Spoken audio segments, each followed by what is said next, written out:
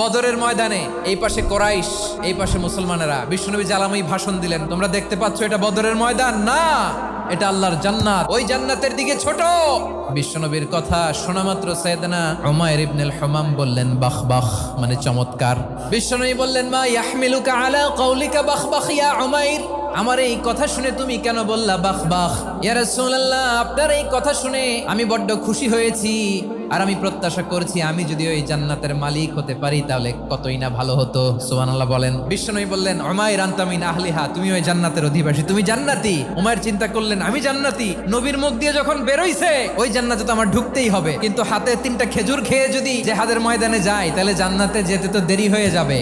এই চিন্তা আসা মাত্রই খেজুর 3টাকে তিনি ছুঁড়ে মারলেন, তলোয়ার বের করে আল্লাহু আকবার বলে বদরের ময়দানে ঝাঁপিয়ে পড়লেন। আল্লাহর শত্রুদেরকে কচুকাটা করে এক পর্যায়ে শাহাদাতের সুধা পেয়ে নিজেও জান্নাতি হয়ে গেলেন। পড়েন সুবহানাল্লাহ।